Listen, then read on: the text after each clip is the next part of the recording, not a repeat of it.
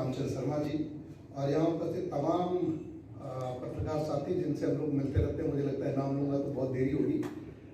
मेरे पुलिस के साथियों, तमाम कोरोना वॉरियर्स, और सबसे पहले तो मैं धन्यवाद दूंगा विनय पांडे जी को और हेमंत हवाई जी को कि आपने एक बहुत ही सटीक विषय चुना। पहले भी ऐसे आयोजन, एक दो आयोजन हुए, कोविड के समय वो ठार से गए थे मुझे लगता है, लेकिन आपने बहुत ही सटीक विषय चुना है जिसके लिए आप दोनों बधाई के पात्र हैं। और उससे भी ज़्यादा मैं आपको धन्यवाद दूंगा कि आपने मुझे बुलाया और अपनी बात रखने का मौका दिया। मैं एक पुलिस अधीक्षक के रूप में नहीं, एक सामान्य पाठक के रूप में कुछ बातें जरूर कहूँगा। रामचंद्र शर्मा जी बहुत अच्छी बात बोल रहे थे कि डिजिटल मीडिया के समय में आज बहुत आसान हो गया है अपने पोर्टल चालू करना और उससे सूचनाओं को आगे बढ़ाना। लेकिन आप देखिए कि ये कितना जिम्मेदारी वाला काम है, लेकिन बहुत ही आसान समझा जा रहा है। एक ऐसी जिम्मेदारी का काम, आप देखिए कि पेपर, चाहे वो डिजिटल मीडिया आज है, उसके पहले प्रिंट मीडिया और इलेक्ट्रॉनिक्स मीडिया के साथ ये जिम्मेदारी सदियों से रहा है। पेपर का, अखबारों का इतिहास अगर आप देखें तो हमेशा मीडिया के साथ एक जिम्मेदारी रही है, वो समाज को दिशा दे, समाज की दशा के अनुसार उसकी चीज़ों को हुक्मरानों तक पहुंचाए, लोगों तक बात पहुंचाए, लोगों की आवाज़ उठाए।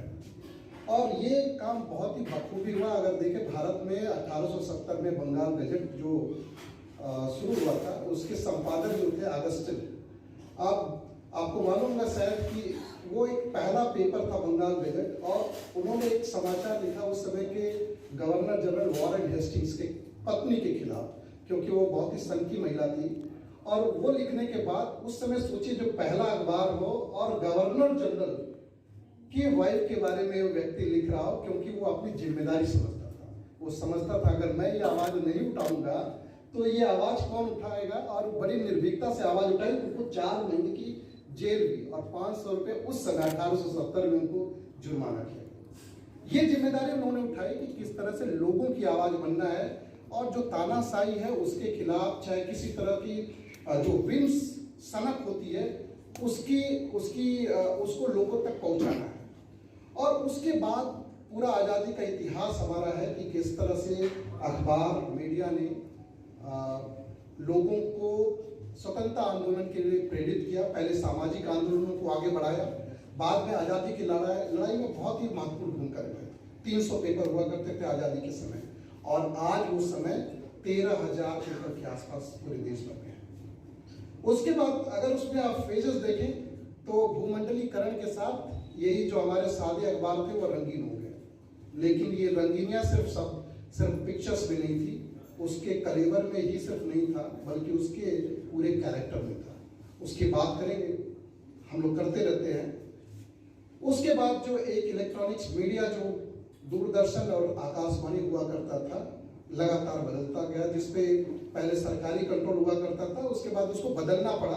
फिर दूसरे लोगों की भी आवाज़, सिर्फ सरकार की नहीं, लोगों की भी आवाज़ उठानी पड़ी, और उसको मजबूर किया जो निजी चैनल्स हैं। और आज भरमार इतने सारे निजी चैनल्स हैं कि हम गिनते थक जाएंगे कि कितने निजी चैनल आज देश भर में। और जो सबसे बड़ा रिवोल्यूशन हुआ, जिसकी बात मनीष कर रहे थे, जिसकी बात रामचंद्र शर्मा जी कर रहे थे, आप कर रहे थे, जो अब सबका भविष्य है, वो डिजिटल मीडिया। आधुनिक समय में डिजिटल मीडिया एक ऐसा प्लेटफॉर्म हो गया है जिसको अब न तो नकारा जा सकता है, न तो समय की जो सुई है उसको वापस पीछे किया जा सकता है। यही उसका भविष्य है। देखने की यह जरूरत है कि ऐसे सारे बुराइयां जो प्रिंट और इलेक्ट्रॉनिक्स के साथ जो डिजिटल मीडिया में भी आ गई हैं, उसको रोका जाए। ऐसे सारे सुधार जो प्रिंट इलेक्ट्रॉनिक्स में किए जाने थे, वो डिजिटल मीडिया अभी से करना शुरू करें। जे गोमेज 2008 में उन्होंने एक बहुत बड़ा आर्टिकल लिखा था, जिसमें ही wrote by title print is dead. Print media का जमाना खत्म हो गया 2008 में। आप सोचिए कि जब उस समय अभी इंटरनेट शुरू हुआ था 2008 और 20 में, हर साल हर क्षण ये जिस तरह से इंटरनेट, स्मार्टफोन, सोशल मीडिया का प्रचार हो रहा है, वो तो मतलब उसकी आप तुलना नहीं कर सकते। और दुनिया कितनी बदल रही है। उन्होंने कहा कि प्रिंट इज डेड, लेकिन ऐसा नहीं, प्रिंट भी चल रहा है। जापान जैसे देश जो टेक्नोलॉजी में बहुत ज़्यादा आगे हैं, तमाम यूरोपियन देश, उन्होंने बहुत सारे एडिशन जरूर इलेक्ट्रॉनिक्स प्रिंट के जो मीडियम थे उन्होंने उसको डिजिटल कर लिया, लेकिन वो आज भी उतने ही प्रासंगिक है। आज भी कहीं पेपर बंद नहीं हुए, संख्या कम हो गई और कलेवर बदल जाता है, रूप रंग बदल जाता है, लेकिन समाचारों की भूख, समाज को दिशा देने की जरूरत हमेशा रही है और आगे भी रहेगी। उसमें डिजिटल मीडिया को एक प्रमुख भूमिका निभाना है। अगर हम बात करें, आप फेक न्यूज की बात कर रहे थे, डिजिटल मीडिया के बहुत सारे चैलेंजेस मनीष गिना रहे थे।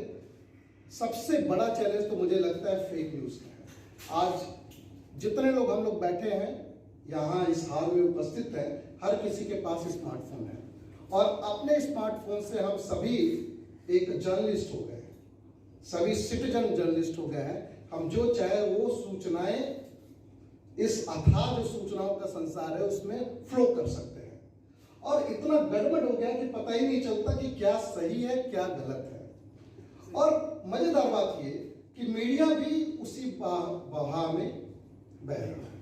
होना ये चाहिए था, मीडिया को बताना चाहिए था। पहले फैक्ट चेक हम कैसे करते थे, सोशल मीडिया पे कुछ न्यूज चलता था तो मीडिया से हम लोग फैक्ट चेक करते थे कि ये सही है या गलत है, न्यूज़पेपर में क्या आया है। अब उल्टा हो गया, अब मीडिया में इतना गड़बड़ है कि अब हम लोग फैक्ट चेक सोशल मीडिया से करते हैं कि कोई व्यक्ति होगा जो सही बात ला रहा होगा, तो लोगों का भरोसा नहीं। किसी की प्रतिष्ठा गिराना बहुत आसान बात हो गई है, किसी की बेइज्जती करना बहुत आसान बात हो गई है, मीडिया ट्रायल करना बहुत आसान बात हो गई है। ये गैर जिम्मेदारी क्यों, कितनी गैर जिम्मेदारी क्यों? और आपको क्या लगता है लोग इसको सहेंगे?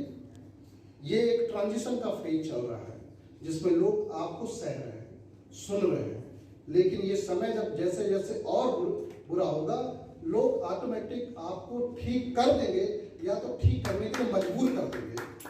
आप खुद ठीक हो जाएगा, आपको लगेगा। ऐसा फेज ये पहली बार नहीं आया है, बहुत बार ये प्रिंट मीडिया के साथ आया है। और इंटरेस्ट बेस्ड न्यूज रिपोर्टिंग कोई नई बात नहीं है, हमेशा कारपोरेट घरानों के न्यूज चैनल्स रहे हैं, उनके प्रिंट मीडिया रहे, उनका अखबार रहा है, लेकिन वो गड़बड़ नहीं करते थे। लोगों को पता था कि ये इस घराने का है, ये इस तरह से लिखेगा। लेकिन आज निष्पक्ष पत्रकारिता के नाम पे जिस तरह से चीजों को इतना घालमेल कर दिया जा रहा है, पाठक को परोसा जा रहा है, पाठक कंफ्यूज है। तो फैक्ट चेक हमें मीडिया से की बजाय हमारे सोशल मीडिया से हम कर रहे हैं कि कौन न्यूज सही है, कौन न्यूज गलत है। तो ये चीज चेक करने की जरूरत है। मुझे याद है कि स्टीव जॉब की जब डेथ नहीं हुई थी 2011 में, हम लोग उस समय कॉलेज में पढ़ते थे। एक बार 2008 में एक न्यूज चला, किसी न्यूज चैनल ने न्यूज चलाया कि स्टीव जॉब की डेथ हो गई। इतनी जल्दी रहती है, त्वरित, क्योंकि त्वरित रहना सबको, आज तेज होना ही इस समय की नियति है। और वो न्यूज चलने के बाद देखते देखते 1 घंटे में एप्पल जो फोन है उसके शेयर्स 50% गिर गए और बिलियंस एंड बिलियंस डॉलर्स का उसको नुकसान। एक फेक न्यूज किस तरह से कितने न जाने उस कंपनी से कितने जुड़े हुए शेयर होल्डर्स की लाइफ को बर्बाद कर देता है। और ये एक छोटा सा एग्जांपल, आप रोज जानते हैं कि ऐसे फेक न्यूज कितने तरह से नुकसान करते हैं। तो जरूरत है कि फेक न्यूज को कंट्रोल करें, और वो कौन करेगा? वो आप करेंगे। जैसे जैसे आप क्रेडिबिलिटी बनाएंगे, हजारों पोर्टल हो सकते हैं, हजारों अखबार पहले थे, लेकिन उसमें आप पहले तय करते थे कि ये 5 अखबार है जिसमें जो न्यूज चल रहा है वो न्यूज अगर चल रहा है तो क्रेडिबल है। तो आज 50 पोर्टल हो सकते हैं, लेकिन अगर अब रायगढ़ के बारे में कोई पढ़ता है, कोई बाहर वाला, वो बोलता है मुनाडी.com ने ये न्यूज बनाया है तो अच्छा होगा, इसमें मिर्च मसाला कम होगा, न्यूज की चेक होने की जो सही होने की संभावना, विश्वसनीयता की ज्यादा होगी। तो विश्वसनीयता बढ़ाने की जरूरत है, फेक न्यूज पे कंट्रोल करने की जरूरत है, पीठ पत्रकारिता को चेक करने की जरूरत है जो पहले से ही रहा है।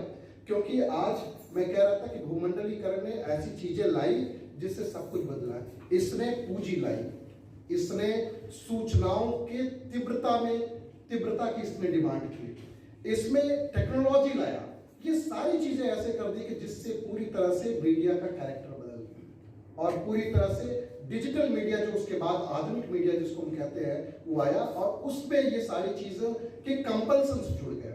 हम तेज रहने की जल्दी में भूल जाते हैं कि उस न्यूज से कितने लोगों की लाइफ बदल सकती है, उस न्यूज का इम्पैक्ट क्या होता है। लोकतंत्र में मीडिया हमेशा एक सजग प्रहरी रहा है। मैंने इतिहास आजादी की बात कर रहा था मैं, आप आज भी देखिए, हम सवेरे जब उठते हैं तो सबसे पहले कितना भी आप न्यूज़पेपर चैनल्स देखते हो, एक बार आप पेपर्स पढ़ते हैं। अब हमें पोर्टल देखने की आदत होगी उठते पहले, क्योंकि पेपर बाद में आएगा, हम पहले न्यूज ग्रुप्स देखते हैं। लेकिन रामचंद्र शर्मा जी जैसे बोल रहे थे, हम 3 ग्रुप देखते हैं, ज्यादा से ज्यादा नहीं देखते। उसके बाद क्या करना शुरू कर देते हैं, डिलीट मारना शुरू कर देते हैं बिना देखे। तो वो क्यों होता है, क्योंकि उसमें विश्वसनीयता हमें चाहिए होती है। तो जो विश्वसनीय होगा वो आगे बढ़ेगा, ऑटोमेटिक आगे बढ़ेगा। आपके व्यापारिक कंपल्सन हो सकते हैं, लेकिन मीडिया आप देखिए कई सारे इतने सारे पॉजिटिव चीजें आई। मनीष बहुत अच्छी बात बोल रहे थे कि इस मीडिया ने उन वंचित लोगों को, 4 लोग मिल करके वंचित लोगों की बात हर जगह तक पहुंचा सकते हैं। इसके लिए किसी कारपोरेट घराने को या उसके पॉलिसी के अनुसार चलने की जरूरत नहीं है। ये कहा गया, ये प्रचारित किया गया कि ये अल्टरनेटिव मीडिया का अल्टरनेटिव मीडिया है। लेकिन ये अल्टरनेटिव मीडिया कितना अल्टरनेटिव पता नहीं चलता है। उसमें भी फिर वही सारी चीजें आ गई। नॉम चॉम्स्की बहुत बड़े फिलोसोफर है, American philosopher, he said in the very beginning when this started, he said कि ये मीडिया जो डिजिटल मीडिया है जिसकी पूरी दुनिया बड़ी प्रशंसा कर रही है, ये भी उसी घाल में जाएगी, क्योंकि चलाने वाले लोग वही हैं, घराने फिर वही घुस जाएंगे उसमें। और ये फिर उन्होंने एग्जैक्ट कहा कि कारपोरेटाइजेशन हो जाएगा डिजिटल मीडिया का, और वो दिख रहा है। तो इसके लिए जरूरी है कि ऐसे सारे साथी जो आज इस हाल में बैठे हैं, जो आज चर्चाएं हो रही थी, उसको सोचने की जरूरत है। वेब पोर्टल आपके पास एक ऐसा हथियार दिया है लोगों की आवाज रखने का, लोगों की बात रखने का, लोकतंत्र में बैलेंस बनाने का। लोकतंत्र में कहा जाता है कि मीडिया, और आप भी कह रहे थे कि मीडिया और जो जिसको कहते हैं जुडिशरी, हर कोई कंट्रोल करना चाहता है, राजनेता, अभिनेता, पार्टियां, और हमेशा रहा है। लेकिन उसको आपको जरूरत है कि आप उसकी निष्पक्षता बनाए रखें, तटस्थता बनाए रखें, विश्वसनीयता बनाए रखें, और फाइनली लोगों के इंटरेस्ट के हिसाब से काम करें। अगर लोगों के इंटरेस्ट आपको दिखेगा, हाँ थोड़ा बहुत कमी बेसी हमेशा होते रहता है, लेकिन लोगों का अगर इंटरेस्ट उसमें दिखेगा कि आप उनके लिए आवाज उठा रहे हैं, तो सारी चीजें बेमानी हो जाएगी, सारी चीजें लोग नजरअंदाज कर देंगे।